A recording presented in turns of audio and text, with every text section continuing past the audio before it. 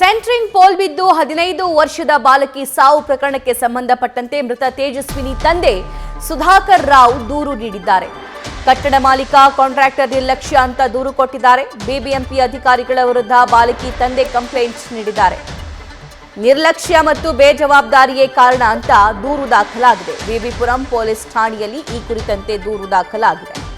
ನಿನ್ನೆ ಶಾಲೆ ಮುಗಿಸಿಕೊಂಡು ಆ ವಿದ್ಯಾರ್ಥಿನಿ ವಾಪಸ್ ಮನೆಗೆ ತೆರಳುತ್ತಾ ಇದ್ದ ಸಂದರ್ಭದಲ್ಲಿ ಆಕೆಯ ಮೇಲೆ ಆ ಸೆಂಟ್ರಿಂಗ್ಗೆ ಉಪಯೋಗಿಸುವಂತಹ ಪೋಲ್ ಮೇಲಿಂದ ಕೆಳಗಡೆ ಬಿದ್ದಿದೆ. ನೇರವಾಗಿ ಆಕೆಯ ತಲೆಗೆ ಏಟಾಗಿದೆ. ಅಧಿಕ ರಕ್ತಸ್ರಾವವಾಗಿ ಸ್ಥಳದಲ್ಲೇ ಆಕೆ ಸಾವನ್ನಪ್ಪಿದ್ದಾಳೆ ಅಂತ ಪೋಷಕರು ಅಳಲು ತೋಡಿಕೊಳ್ತಾ ಇದ್ರು. ಇನ್ನು ಈ ಘಟನೆಗೆ ಸಂಬಂಧಪಟ್ಟಂತೆ ದೂರು ಕೊಟ್ಟಿದ್ದಾರೆ.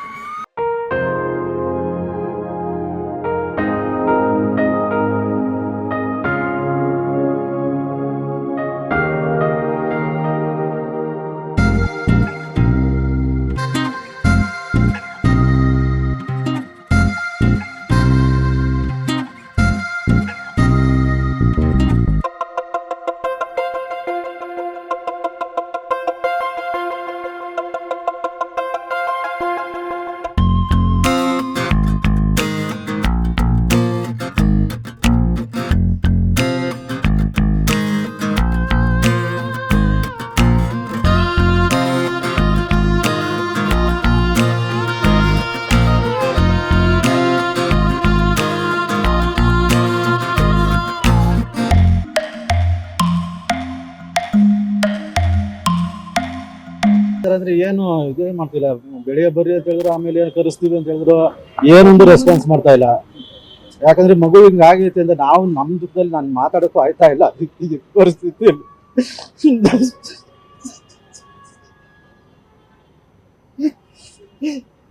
ಮಂದಿರ ಎಲ್ಲ ನಿಂತ್ಕೊಂಡು ಮಾಡ್ತಾವ್ರೆ. ನನ್ ಮಗುಗೆ ಆಗಿದ್ದು ಬೇರೆ ಯಾರಿಗೂ ಆಗೋದು ಬೇಡ ಸರ್. ದಯವಿಟ್ಟು ಮಾಧ್ಯಮದವ್ರು ನ್ಯಾಯ ಕೊಡಿಸಿ ಸರ್, ಅಷ್ಟೇ ಕೇಳೋದು. ಪೊಲೀಸವ್ರ ಮುಖಾಂತರ ಪೊಲೀಸ್ ನಂಬಿಕೆನಕ್ಕೆ ಹೋಗೋ ಪರಿಸ್ಥಿತಿ ಇದೆ ಸರ್. ದಯವಿಟ್ಟು ನೀವು ಸಹಾಯ ಮಾಡ್ಬೇಕು ಸರ್. ನನ್ನ ಮಗಳಿಗೆ ಇಷ್ಟೇ ಸರ್ ಕೇಳೋದು. ನನ್ನ ಮಗಳಿಗೆ ಆಗಿದ್ದ ಪರಿಸ್ಥಿತಿ ಯಾರಿಗೂ ಆಗೋದು ಬೇಡ ಸರ್.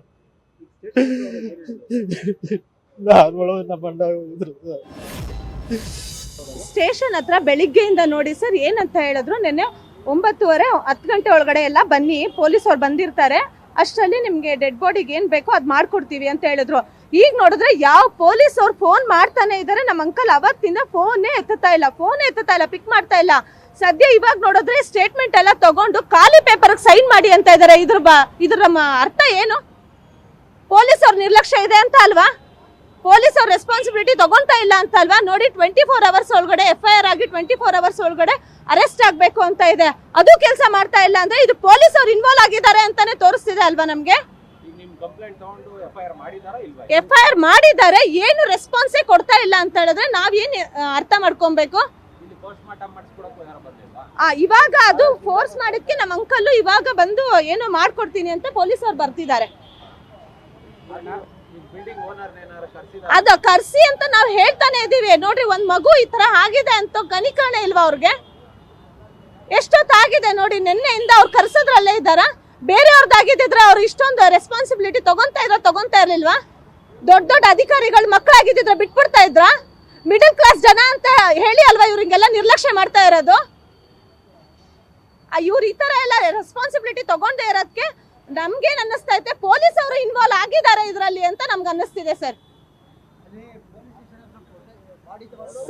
ಸಾಲದಿಕ್ಕೆ ಖಾಲಿ ಪೇಪರ್ ಸೈನ್ ಮಾಡಿ ಅಂತಿದ್ದಾರೆ ಅಂತ ಹೇಳಿದ್ರೆ ಅದ್ರ ವ್ಯಾಲ್ಯೂ ಏನು?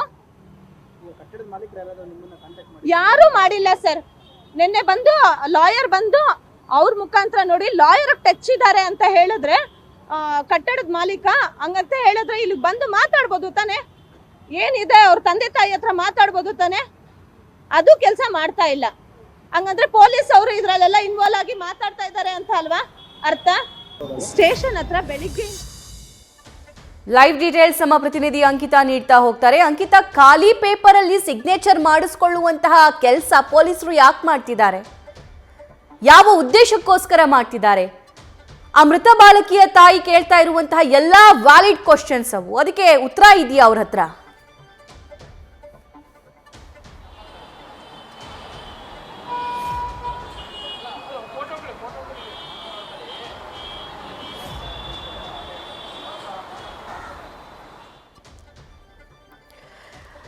ಈ ಕಡೆ ಇದ್ದ ಮಗಳನ್ನ ಕಳ್ಕೊಂಡು ತಂದೆ ತಾಯಿ ದಿಕ್ಕು ತೋಚದಂತಹ ಪರಿಸ್ಥಿತಿ, ಕಂಗಾಲಾಗಿ ಹೋಗಿದ್ದಾರೆ.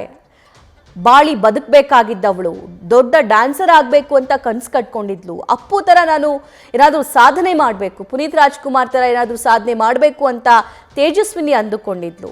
ಕ್ಲಾಸ್ ಮುಗಿಸ್ಕೊಂಡು ವಾಪಸ್ ಮನೆಗೆ ಬರ್ತಾ ಆ ಸೆಂಟ್ರಿಂಗ್ ಪೋಲ್ ಬಿದ್ದು ಸಾವನ್ನಪ್ಪಿದ್ದಾಳೆ. ಸೊ ಪೋಷಕರಿಗೆ ದೊಡ್ಡ ಆಘಾತ ಇದು. ಬೆಳಗ್ಗೆ ಸ್ಕೂಲಿಗೆ ಹೋಗುವಾಗ ಮಗು ಸರಿಯಾಗೇ ಹೋಗಿರುತ್ತೆ, ವಾಪಸ್ ಬರ್ತಾ ಆಕೆಯ ಶವ ಮನೆಗೆ ಬಂದಿದೆ ಅಂತಂದಾಗ ಅವ್ರಿಗೆ ಹೇಗಾಗಿರಬೇಡ, ಎಂಥ ಆಘಾತ ಆಗಿರಬೇಡ. ಅಟ್ಲೀಸ್ಟ್ ಇಂತಹ ಪರಿಸ್ಥಿತಿಯಲ್ಲಿ ಇನಿಷಿಯೇಟಿವ್ಲಿ ನಮ್ಮ ಪ್ರತಿನಿಧಿ ಅಂಕಿತಾ ಮತ್ತೆ ಸಂಪರ್ಕಕ್ಕೆ ಸಿಕ್ಕಿದ್ದಾರೆ. ಅಂಕಿತಾ, ತೇಜಸ್ವಿನಿ ತಾಯಿಯಲ್ಲಿ ಆರೋಪಿಸ್ತಾ ಇದ್ರು ವೈಟ್ ಪೇಪರ್ ಮೇಲೆ ಸಿಗ್ನೇಚರ್ ಮಾಡಿಸಿಕೊಳ್ಳೋ ಪ್ರಯತ್ನ ಪೊಲೀಸರು ಮಾಡ್ತಾ ಇದ್ರು ಅಂತ. ಹಾಗಾದ್ರೆ ಯಾವ ಕಾರಣಕ್ಕೆ, ಯಾವ ಉದ್ದೇಶದಿಂದ, ಯಾರ ಒತ್ತಡದ ಮೇರೆಗೆ? ಸಭಾ 5ನೇ ಫ್ಲೋರ್ನಿಂದ ಸೆಂಟ್ರಿಂಗ್ ಪೋಲ್ ಬಿದ್ದು ವಿದ್ಯಾರ್ಥಿನಿ ಸಾವನ್ನಪ್ಪಿದ ಪ್ರಕರಣಕ್ಕೆ ಸಂಬಂಧಪಟ್ಟಂತೆ ಈಗಾಗಲೇ ಅವರ ಪೋಷಕರು ಕೂಡ ಗಂಭೀರ ಆರೋಪವನ್ನು ಕೂಡ ಮಾಡ್ತಾ ಇರುವಂಥದ್ದು. ನೀವು ಹೇಳಿದ ಹಾಗೆ ಖಾಲಿ ಪೇಪರ್ ಮೇಲೆ ಸಿಗ್ನೇಚರ್ ಮಾಡಿಸಿದ್ದು ಯಾಕೆ ಅನ್ನೋ ಪ್ರಶ್ನೆಯನ್ನ ಮೃತ ಬಾಲಕಿಯ ಚಿಕ್ಕಮ್ಮ ಮಾಡ್ತಾ ಇದ್ದಾರೆ. ಜೊತೆಗೆ ಈಗಾಗಲೇ ವಿಕ್ಟೋರಿಯಾ ಆಸ್ಪತ್ರೆಯಲ್ಲಿ ಆ ಮೃತ ಬಾಲಕಿಯ ಮರಣೋತ್ತರ ಪರೀಕ್ಷೆ ಕೂಡ ನಡೀತಾ ಇದೆ. ಇಲ್ಲಿ ಪೋಷಕರ ಆಕ್ರಂದನ ಕೂಡ ಮುಗಿಲು ಮುಟ್ಟಿರುವಂಥದ್ದು. ಇನ್ನು ಬಾಳಿ ಬದುಕಬೇಕಾದಂತಹ ಹುಡುಗಿ ಈ ರೀತಿಯಾಗಿ ಸಾವನ್ನಪ್ಪಿದ್ದಾರೆ, ಯಾರ್ದೋ ನಿರ್ಲಕ್ಷ್ಯಕ್ಕೆ ಇನ್ಯಾರೋ ಬಲಿ ಅನ್ನೋ ಪ್ರಶ್ನೆಯನ್ನ ಅವ್ರು ಮಾಡ್ತಾ ಇದ್ದಾರೆ. ಜೊತೆಗೆ ಈ ಪ್ರಕರಣದಲ್ಲಿ ನಮಗೆ ಏನು ಸಾವಾಗಿದೆ, ತೇಜಸ್ವಿನಿ ಸಾವಾಗಿದೆ, ಅದಕ್ಕೆ ನಮಗೆ ನ್ಯಾಯವನ್ನು ದೊರಕಿಸಿಕೊಡ್ಬೇಕು ಅನ್ನೋ ನಿಟ್ಟಿನಲ್ಲಿ ಅವರು ಕೂಡ ಮಾತನಾಡ್ತಾ ಇರುವಂಥದ್ದು. ಪೊಲೀಸರು ನಮಗೆ ನ್ಯಾಯವನ್ನು ದೊರಕಿಸಿಕೊಡ್ತಾರೆ ಅನ್ನೋ ಭರವಸೆ ಇದೆ. ಜೊತೆಗೆ ಈ ಒಂದು ಪ್ರಕರಣಕ್ಕೆ ಸಂಬಂಧಪಟ್ಟಂತೆ ಏನು ಪರಾರಿಯಾಗಿದ್ದಾರೆ ಅವರನ್ನ ಕೂಡಲೇ ಬಂಧಿಸಿ ಅವರ ವಿರುದ್ಧ ಕಠಿಣ ಕ್ರಮವನ್ನು ಕೈಗೊಳ್ಳಬೇಕು ಅನ್ನೋ ಆರೋಪವನ್ನು ಮಾಡ್ತಾ ಇದೆ. ಜೊತೆಗೆ ಇದು ನಿರ್ಮಾಣ ಹಂತದ ಕಟ್ಟಡದಿಂದ ಏನು ಸೆಂಟ್ರಿಂಗ್ ಪೋಲ್ ಬಿದ್ದಿದೆ, ಆ ಒಂದು ಕಟ್ಟಡದ ಸಂಪೂರ್ಣ ನಿರ್ಲಕ್ಷ್ಯದಿಂದ ಈ ರೀತಿಯಾಗಿ ಆಗಿದೆ. ಯಾವಾಗ ಇನ್ಸಿಡೆಂಟ್ ಆಯಿತು ಆ ಸಂದರ್ಭದಲ್ಲಿ ಅಲ್ಲಿದ್ದಂತಹ ಗುತ್ತಿಗೆದಾರರು ಜೊತೆಗೆ ಕೆಲಸ ಮಾಡ್ತಾ ಇದ್ದಂತಹ ಕಾರ್ಮಿಕರು ಏನಿದ್ದಾರೆ ಅವರು ಕೂಡ ಸ್ಥಳದಿಂದ ಎಸ್ಕೇಪ್ ಆಗಿದ್ದಾರೆ. ಸೊ ಈ ಪ್ರಕರಣದಲ್ಲಿ ಯಾರ್ಯಾರು ಇನ್ವಾಲ್ವ್ ಆಗಿದ್ದಾರೆ, ಯಾರ್ಯಾರ ನಿರ್ಲಕ್ಷ್ಯ ತೋರಿ ಬಂದಿದೆ ಅಂತವರ ವಿರುದ್ಧ ತನಿಖೆಯನ್ನು ನಡೆಸಿ ಕಠಿಣ ಕ್ರಮವನ್ನು ಕೈಗೊಳ್ಳಬೇಕು ಅಂತ ಹೇಳಿ ಅವರ ಪೋಷಕರು, ಕುಟುಂಬಸ್ಥರು ಆಕ್ರೋಶವನ್ನ ಮಾಡ್ತಾ ಇದ್ದಾರೆ. ಸಭಾ, thank you Ankita. News first ನಿರ್ಭೀತಿಯಿಂದ ನಿಮ್ಮ ಪರವಾಗಿ.